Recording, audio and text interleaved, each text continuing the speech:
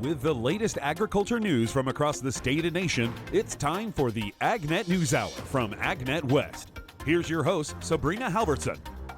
Good morning, and thank you for joining us this morning on the AgNet News Hour. Coming up later, nearly $28 million in RAPP funding is going to California groups. We'll have more on that, but our top story today, the House Agriculture Committee began its markup of the Farm Bill Thursday morning, and the session highlighted some of the political differences over a general framework that's been offered by Committee Chair G.T. Thompson. Representative Jim McGovern of Massachusetts did not mince words in his criticism of Thompson's draft legislation, including its funding mechanisms that could take money away from nutrition programs. This bill cuts future SNAP benefits by $30 billion. That's not my estimate. It's not Ranking Member Scott's estimate. It comes from the nonpartisan Congressional Budget Office. You can try to hide the cut in the miscellaneous title, hide it in Donald Trump's shower next to the classified documents if you want to. But we here on the Democratic side are going to tell the truth. This bill will hurt every SNAP recipient in future years. Kids, seniors, people with disabilities, vulnerable adults. Freezing benefits by blocking a meaningful increase will mean families run out of money for food earlier in the month. McGovern also took issue with the tone of the debate regarding nutrition spending. We have Republican staffers apparently telling reporters that my colleagues and I are hunger weirdos. I mean, what the hell is wrong with you guys? I mean, really? Hunger weirdos? Are you kidding me? We're weird for thinking it's wrong for people in this country to go without food? Guess what? I think it's weird that a single American goes hungry. I think it's weird in the richest country in the history of the world that we have people who don't know where their next meal is coming from. And I think it's weird that we have hungry veterans and hungry seniors and hungry kids. And yeah, I think making it harder for people to eat is weird. During the course of the markup, Thompson defended his funding proposals regarding nutrition spending. I will say that the savings that CBO has identified that we've reinvested back into the Farm Bill, quite frankly, do not cut during the course of this 5 years of this Farm Bill any individual or family SNAP benefits. There's rhetoric on the outside that is amplifying that for their own purposes, but it is just not true.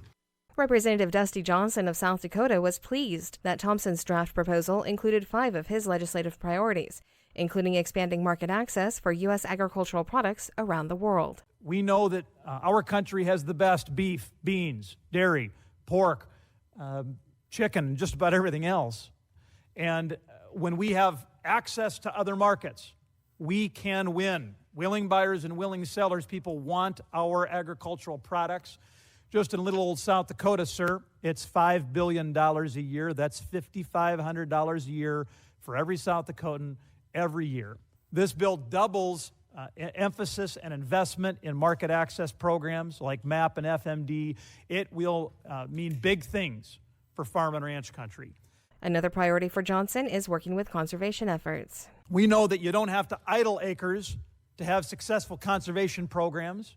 That's not to say that there isn't a role for CRP, but working lands conservation is an incredibly powerful tool to make sure we're working with farmers and ranchers to put into place those practices that can improve soil health, improve water quality, and improve habitat. And indeed, this bill has a pretty big emphasis on that as well, sir. Representative Chantel Brown of Ohio was not as pleased as Johnson regarding the draft proposal. I think any one of us would have loved to have the opportunity to at least get 1 or 2 of our priorities in. And that's what we are asking for, and that is what we are working for, because I too had a field hearing in my district, and many of the things that my constituents talked about are not included in here. Dusty Johnson replied to Brown. I would just note to the gentlelady from Connecticut that every single bill I mentioned, Mr. Chairman, had Democratic co-sponsors on it, and I was grateful to have those all be bipartisan priorities. With that, I would yield back to the gentleman from Indiana. You're listening to the AgNet News Hour. I'm Sabrina Halvorson. Just a day before the House marked up its Farm Bill proposal, Agriculture Secretary Tom Vilsack held a call with reporters on why he thinks the bill won't work. Here are his unedited comments. Thanks, everybody, joining today.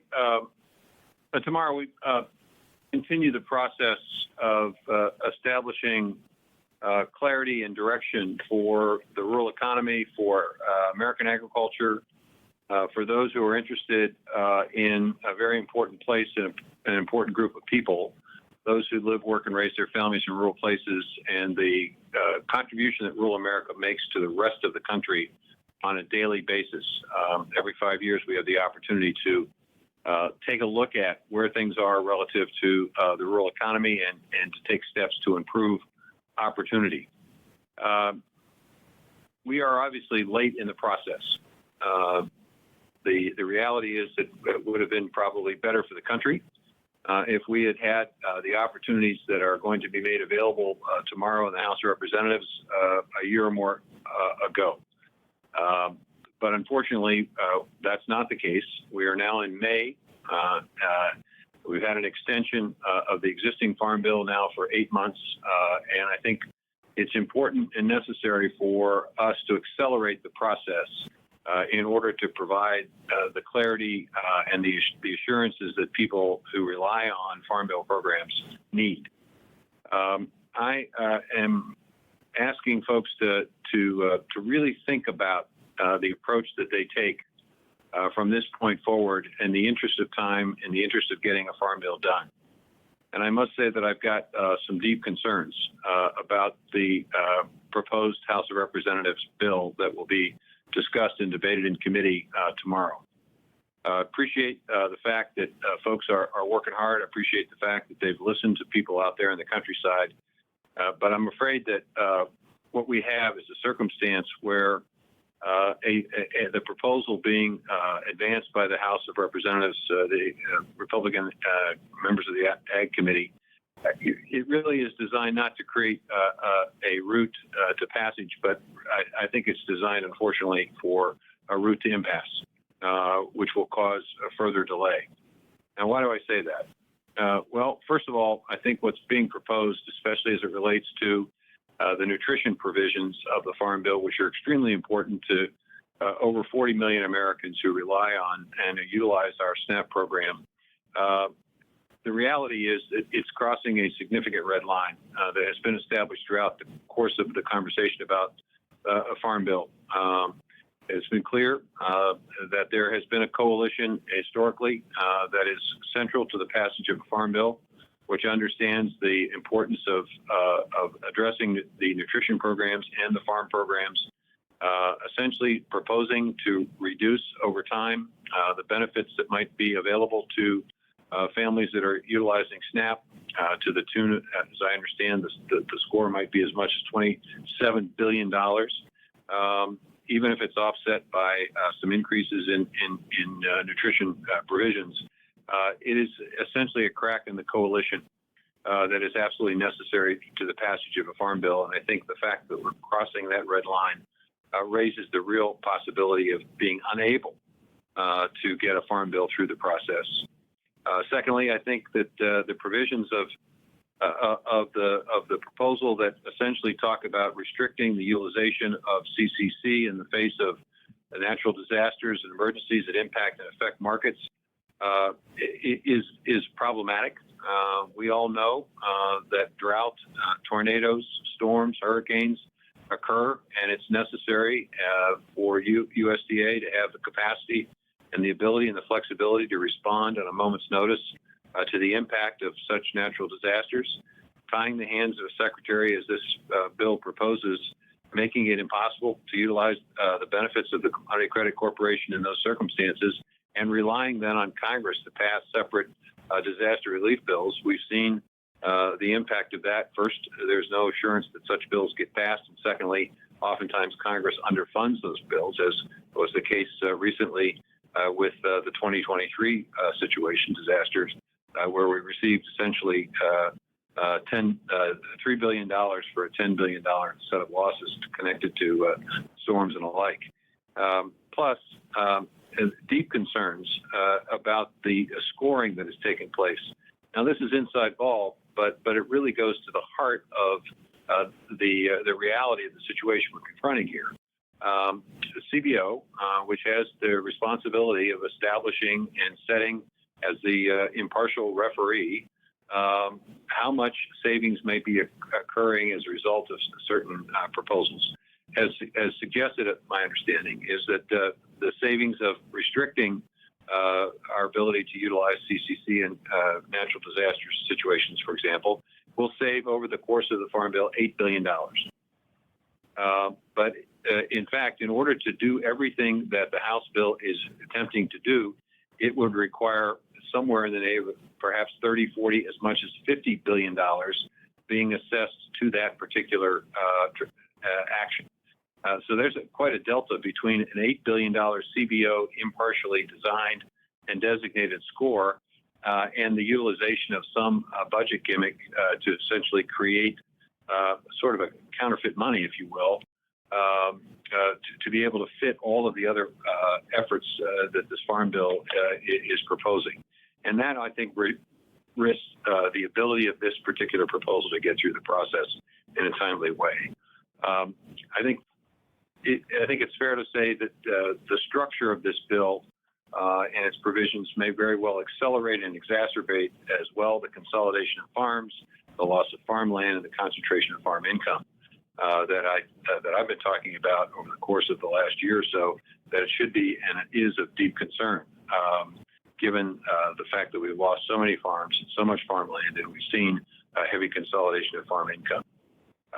So the challenge here is for a bill that basically overpromises and will fail to deliver, or will result in not a farm bill being passed. So I've got deep concerns about this. I felt it necessary to express those concerns. I appreciate that folks are working hard to try to get this done, but given the amount of time that it's taken to get to this point, it seems to me a more appropriate approach to Farm Bill is reflected in the efforts that Senator Stabenow has undertaken, which is to provide a practical, doable, get-it-done Farm Bill in order to move the process, accelerate the process along. Basically providing a little bit of everything for everybody, creating the false expectation that you could basically please everyone, and then using essentially counterfeit money to do it, I think creates a problem, and I think raises the chances that instead of getting a Farm Bill through, we just have a prolonged debate about it. That again, U.S. Agriculture Secretary Tom Vilsack. This is the AgNet News Hour. I'm Sabrina Halvorson. We will be back in just a moment with more agriculture news. Coming up in a few moments, we'll have today's This Land of Ours report, but first, more of the day's agriculture news. And with today's AgNet West headlines, here's Brian German. The U.S. Department of Agriculture recently announced the recipients of the first round of the Regional Agricultural Promotion Program, with several California-based entities to receive funding support. USDA is allocating a total of $300 million to 66 organizations to help build demand for American food and farm exports. The California Olive Committee is set to receive $600,000, while $750,000 has been allocated for the California Cherry Marketing and Research Board. The California Ag Export Council and California Fresh Fruit Association are both set to receive $1 million. The California Table Grape Commission was awarded a little more than $3.3 million, while the California Prune Board is receiving $4.2 million. The largest awards for California-based groups include the California Walnut Commission at $7 million and Blue Diamond Growers and the Almond Board of California at $10 million. The Weed Science Society of America conducted a survey among U.S. and Canadian weed science leaders, highlighting the need for expanded technical competencies. Precision weed management and robotics emerged as crucial areas requiring expertise in artificial intelligence, machine learning, and UAV technologies. However, there's a notable gap in these skill sets among current leaders. Survey findings show a shift in research priorities, with herbicides ranking lower than cultural and preventative approaches and precision weed management. Despite advancements like UAV-based herbicide applications showing promise, public funding for weed research has declined, raising concerns about the lack of support for vital areas like integrated weed management. Weed scientists emphasize the necessity for increased public funding to address these challenges and accelerate the development and application of AI and machine learning technologies in weed management. The U.S. Department of Agriculture is accepting applications for a trade mission to Vietnam later in the year. USDA's Foreign Agricultural Service will be leading a trade mission September 9th through the 13th and is taking applications from current and potential U.S. exporters until June 4th. USDA Undersecretary for Trade and Foreign Agricultural Affairs Alexis Taylor said the region has significant potential for U.S. exporters. Taylor noted that last year the U.S. exported $3.1 billion in ag products to Vietnam, including cotton, dairy, fresh fruit, and tree nuts. She also says USDA is confident that the agency can help U.S. exporters grow and diversify their markets in Southeast Asia and boost economic returns for America's farmers, ranchers, and agribusinesses. Participants will attend events in Ho Chi Minh City and Hanoi and will also engage with buyers from Burma, Cambodia, and Thailand.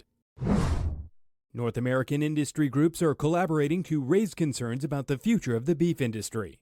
Mexico's National Organization of Livestock Organizations, the Canadian Cattle Association, and the National Cattlemen's Beef Association penned a letter to U.S., Mexican, and Canadian trade representatives urging stronger oversight on beef imports and re-engagement in opening markets for beef exports. The groups highlighted the lack of new market access for beef exports while there's simultaneously been an expansion in new access for imports from other countries. If this continues, the organizations say it will place North American cattle producers at a competitive disadvantage to other beef producers, including South America. In the letter, the three industry groups also call attention to the need to hold South American trade partners accountable by conducting transparent, in-country, science-based food safety and animal health audits. The Department of the Interior announced $81 million in funding for water conservation and drought resilience in the San Joaquin Valley. This funding, sourced from the Inflation Reduction Act, supports long-term drought planning, which includes the creation of something called a drought pool, where water users share wet year supplies for use during droughts, benefiting both agriculture and wildlife. The initiative involves a memorandum of understanding between federal agencies and Central Valley Project contractors outlining infrastructure projects to enhance drought resilience. Funding support will help establish additional storage and recovery projects to adapt to climate change and regulatory challenges. The new drought plan aims to stabilize water supplies, protect crops, and support wildlife. The MOU will foster cooperation among water agencies to implement conservation strategies and improve water management. I'm Brian German for AgNet West Radio Network. Staying food safe this summer. That's coming up on This Land of Ours. As the weather heats up, so does the number of meals that will be served outside. Whether it's a pool party or a hiking trip, food should be served safely to avoid foodborne illness. The U.S. Department of Agriculture's Food Safety and Inspection Service is offering food safety tips to keep you safe from foodborne illness. Number 1, wash your hands. The first step to serving summer foods safely is to start with clean hands. If no running water is available, use hand sanitizer or moist towelettes that contain at least 60% alcohol. Number 2, pack your perishables properly. For cold foods, always use cold sources in coolers or insulated containers to keep food at a safe cold temperature below 40 degrees Fahrenheit. For hot foods, keep them over 140 degrees Fahrenheit by placing them on the grill or in a heated dish, slow cooker, or warming trays. And don't keep any perishables out for more than 2 hours. This is the AgNet News Hour. I'm Sabrina Halvorson. The National Mall in Washington, D.C. recently played host to a vast display of innovations, technologies, and equipment associated with agriculture, providing a glimpse of aspects of modern ag. Rod Bain looks at this event and some examples of modern farming and food production in this edition of Agriculture USA. What might modern agriculture look like? For example, we have a ground autonomous sprayer that is battery powered and is designed to sit in the field, just live there 24/7 as it goes around doing targeted application. We are developing new varieties that are resilient. What the promise for sustainable aviation fuel can mean for the farm. I'm Rod Bain.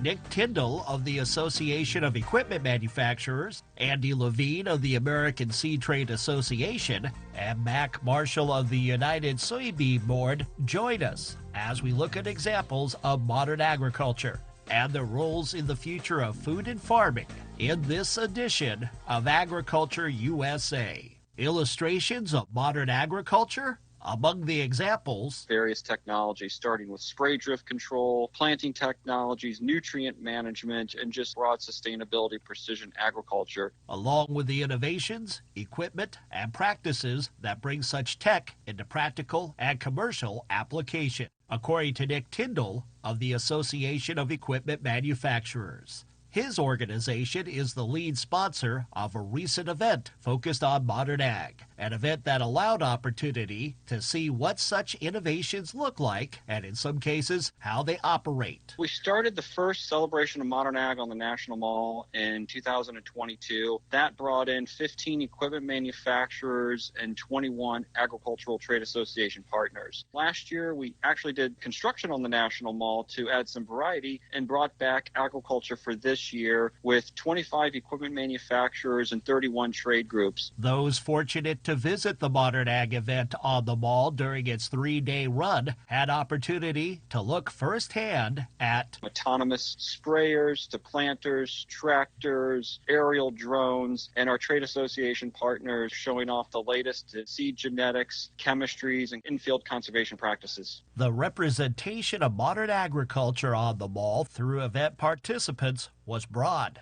Among the organizations represented by booths and displays at the celebration, the American Seed Trade Association. This is Andy Levine of ASTA. We're still seeing a lot of good work coming out of our land-grant institutions, now out of USDA's Ag Research Service, short stature corn, different flavors of mustard and lettuces that pairwise are producing. All of the different things that we're doing through breeding are key, and then a lot of that information and basic genetic understanding is coming from USDA ARS and our land-grant institutions, and then we're building on that from the company standpoint to get it out into the marketplace. Several commodity growers and organizations that represent them are involved in a range of modern ag advances and innovations in the sustainability realm.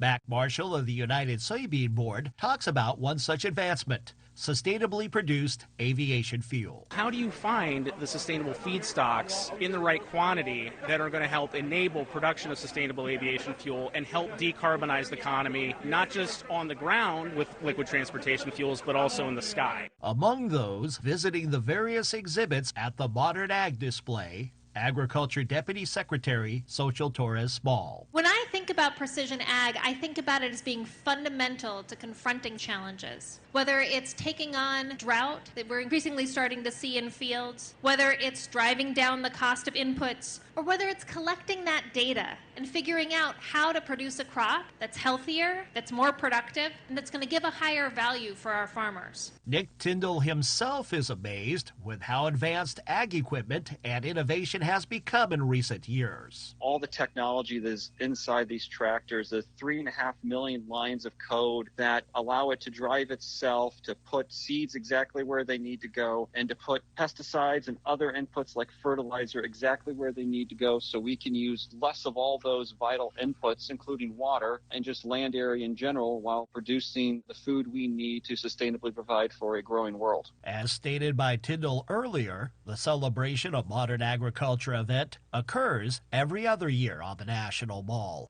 alternating annually with a focus on modern construction technologies, innovations, and equipment. The next Modern Ag Celebration event is scheduled for 2026. And according to Tyndall, participants of previous Modern Ag on the Mall events and supporters of agriculture. Modern agriculture, it has a great story to tell. The technology is there, it's proven, it has quantifiable benefits.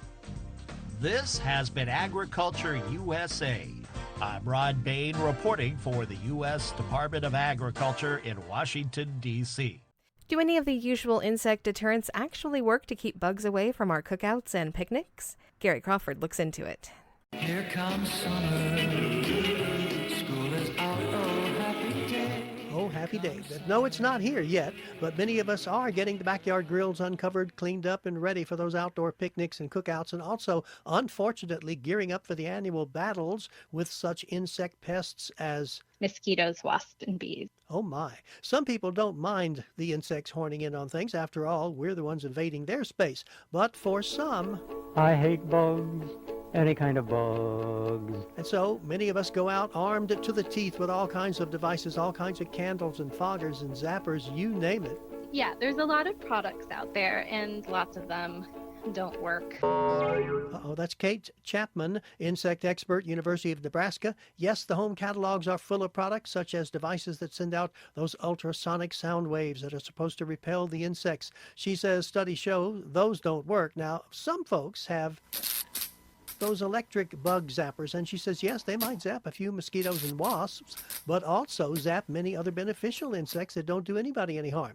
Now, of course, millions of us burn a lot of citronella candles and such, which are supposed to keep the mosquitoes away. But according to Kate Chapman, there's a lot of lab studies that show citronella can have a repellent effect, but those are lab studies with high concentrations of citronella, and we're not getting those same concentrations in the candles. And so while we're getting some out there, and maybe there's a little bit of effect, it's just not enough. So is there anything that will keep our cookout reasonably free of mosquito bites? Kate says there is something that we can do days ahead of the cookout. The best thing you can do is if there's any standing water on your property or around is dump it.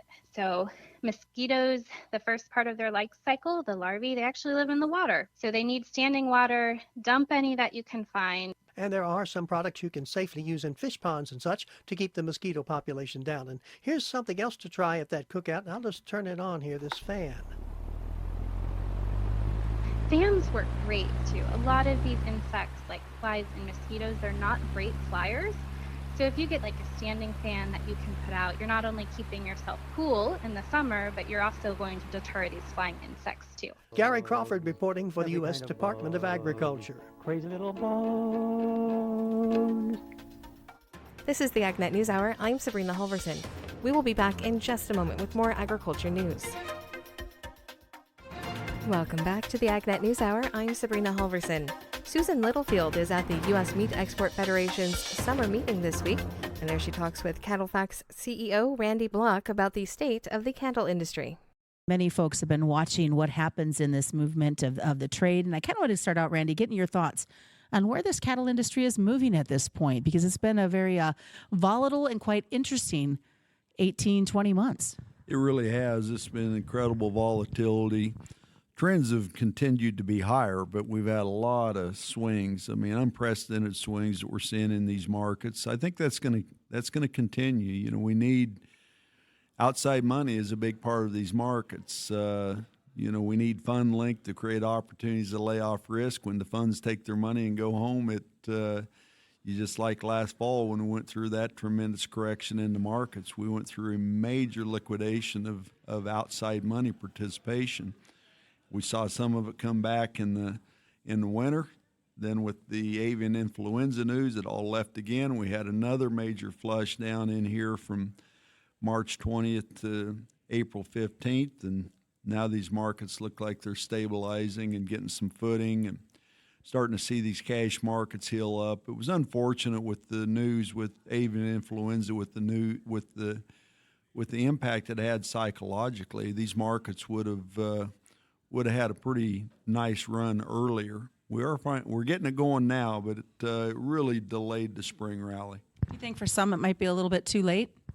Well, there's always people marketing cattle every week, and you know you hate to have these kind of things impact them, but they do, and we've been used to that over a long period of time. The markets are going to be higher again this week. They've had a nice run in here, so we're basically back in here now retesting the highs that we made the third week in March. So we were right up against 189.5 was where the U.S. average was the last week in March. We'll be well above that in the northern markets this week. Looks like we'll probably be somewhere maybe up around 188 in the southern markets this week. So a nice recovery. And we're getting the beef market, getting some of the good spring demand in here. So the beef complex has had a good run. We're setting up for all these features. We've got several big beef feature holidays here with the Memorial Day holiday, Father's Day holiday, and then followed up with the 4th of July. So all that was just delayed, but it's finally coming. Randy, do you have any weight concerns at this point with these cattle? No, it's just economics 101. I mean, it's just pretty simple. We got fewer numbers to harvest out here. We've got non-fed slaughter or cow and bull slaughter. We think will be down 700 to 750,000 for the year. We've got fed slaughter that'll be down 700 to 750,000 head for the year. So, you know, 1.5 million head reduction in the number of animals we harvest. With cost of gains back here in the low dollar, and the price of fed cattle up in here in the 180s and 190s, it's a strong economic signal to signal to put more weight on each animal. And the market still wants more choice and prime carcasses. That's what it wants. And so we'll be able to do a better job of producing more of those type of carcasses as we go forward. So the $1 million question is, what about these heifers?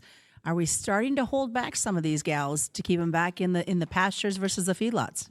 Well, we're seeing the number of heifers that are being placed on feed slow down. That's definitely showing up. I would say we're right at an in-between stage. We're no longer liquidating heifers by placing them on feed, but we're not yet at an expansion phase. I'd say we're right at a stability phase with the heifer numbers. I think that'll pick up the pace as the year moves on. Cow slaughter has declined substantially. We're off about 300,000 head on cow slaughter for the year. We think that number will continue to decline, as I mentioned earlier. And again, with it declining the way it has, I think January 1 of 2025 will be the low in the nation's beef cow herd. What is your overall? I mean, you're here at USMEF, a great opportunity to talk to folks that work so hard to promote what we grow. What's your outlook and discussion that you're going to share with them this afternoon? Well, obviously, all these markets are important. If you look at the amount of value that we generate out of our export markets for the U.S. beef industry, it's over $10 billion a year that comes back into our industry. If you look at the per head value contribution of exports, that number has been ranging from $450 to $475 a head. So those numbers are huge. I mean, without export markets, what would we do with all this protein? You know, the U.S. is one of the premier providers of the highest quality, safest proteins to consumers all around the globe. Not just beef. Look at pork. We export nearly 25% of all the pork we produce. We export between 15 and 20% of the poultry we produce on an annual basis, and historically 12, 13% of all the beef. So this is a big deal. You know, you're talking about 17, 18, 19 billion pounds of protein that we export onto the global marketplace on an annual basis. So I think it's a simple thing when we just sit back and all reflect on this. Only 4% of the world's population lives in the U.S. So we need to continue to develop more markets around the world for the long-term benefit of U.S. producers. Talk about that long term. What is your outlook summer into fall for this cattle industry? Well, I think we're going to have another solid year for our cow-calf producers. You know, that's the area where you really have to change. I mean, we didn't make any money in that segment of the industry from 2016 through 2022. I mean, it was a big blank. No money was made there. They made some money in 23. They're going to have another strong year in 24. I think these summer videos will be stout. Fall calf market will be strong. Remember, there's just not enough. There's not enough cattle to supply everybody. So as you come through this stage of the market, cow, calf, and stocker operators are going to see record high prices. We're going to see record high prices for fed cattle. I think we'll sell cattle at the highest prices yet into the fall of the year. So looks to me like we've got a couple more years of these trends ahead of us. Some good news after the struggles that these guys have seen. Well, there's good news, but we've had good news. It's just the volatility. And that's a good reminder, I think, for all of us is this volatility is not going to go away. People have to continue to learn how to manage the risk, whether it's in futures, options market, the livestock risk protection programs. There's a lot of tools we have out here that we can get ourselves in a position that we don't have to bet thy whole wad. And I think once producers get more comfortable with that, it'll take a lot of pressure off of them on a daily basis. You know, I just say hang in there. I mean, it's been a long haul, but, you know, we're a little worried about the weather pattern shift that's forecasted for fall. But right now, grazing conditions are excellent in a lot of areas. Our water, water's been as big an issue as grass has, and all of our tank water has pretty well been filled up from central South Texas, North Texas, all the way up into the Flint Hills and the Oklahoma grazing areas. So that's been a big deal to see that pond water get back and replenished. So I think that'll give us some stability as well. That was Susan Littlefield reporting. Now for more news. The House Agriculture Committee held a markup of its Farm Bill Thursday. Now earlier in the show, we heard from several representatives from around the nation. California representatives who serve on the committee were also in attendance. Here is longtime Representative Jim Costa. This Farm Bill is America's safety net. It's a safety net for farmers, ranchers, dairymen, and women, and for those Americans that are food insecure. It's America's safety net because food is a national security issue, and therefore it touches every nation, every corner of our nation. The Farm Bill, as we know, is made up of 12 titles. It's important that we look at those 12 titles individually and in terms of their collaboration, because it authorizes key programs that keep farmers, ranchers, dairymen, and women producing food with our farm workers and still putting food on America's dinner table every night. That's why it's a national security issue. But yet we have many people throughout the country that are food insecure, and we must never forget that. Despite the pandemic, supply chain issues, and current geopolitical conflicts abroad, it's important to us to reach out to the pertinent programs that are opportunities to reinvest in American agriculture. Think about it. 4% of America's population is directly involved in the production of food and fiber. They include our farmers, our farm workers, all of those who are part of the food supply chain, and those who are food insecure. As I look at the Chairman's Mark today, I'm glad to see that there are proposals that have been put forth by all House Ag Committee members, as well as the Senate bill that has been put forth. There are similarities and there are differences. There always are. Let's be frank. It's our job to work through the differences and find common ground. As a member of the California delegation, the #1 agricultural state in the nation, I'm proud of, I reflect on those priorities as a third-generation farmer still farming today. I, along with my California colleagues, submitted to the committee to ensure that California and my district, our state's priorities were heard. And I think in many ways they've been reflected in the Chairman's Mark. Notable priorities including investing in dairy production, conservation practices, reducing methane emissions, market access promotions, saving our sequoias, and reducing hazardous fuels to ensure robust specialty crop insurance. The insurance aspect of this measure is important, and much more. California farmers produce almost 50% of the nation's fruits and vegetables, over 75% of the world's nut production, almonds and pistachios, 20% of the milk production in the country, 80% of the citrus production, and over 400 different agricultural commodities. As so much of what we do, we are so proud of, but 44% of California's agriculture is exported. So we must continue to make investments in our food supply chain. And I must say that as proud as I am, it's a dichotomy in the San Joaquin Valley, the 21st district I represent. Notwithstanding that incredible productivity, over 25% of my constituents are food insecure and rely on SNAP, utilize Women's, Infants, and Children program, and let us not forget, while not in the bill directly, the school lunch and breakfast programs are critical to our children's diets. Both Chairman Thompson and Chairwoman Stabenow's bills reflect these priorities. However, we must ensure that we work together in a bipartisan fashion, as already has been stated, because we know without bipartisan support, we will not have a farm bill. It's that simple. We'll have more from the markup in Monday's show. That's today's top agriculture news. I'm Sabrina Halvorson. Thank you for sharing your morning with us. To get more information on the topics you heard today, visit AgNet West online at agnetwest.com. You can also stay connected by following us on our social media at AgNet West on Facebook, Instagram, and Twitter. You can also find our broadcast team of Brian German and Sabrina Halvorson on Facebook and Twitter. Thank you for listening to the AgNet News Hour from AgNet West. AgNet West Radio Network, your primary choice for agriculture news.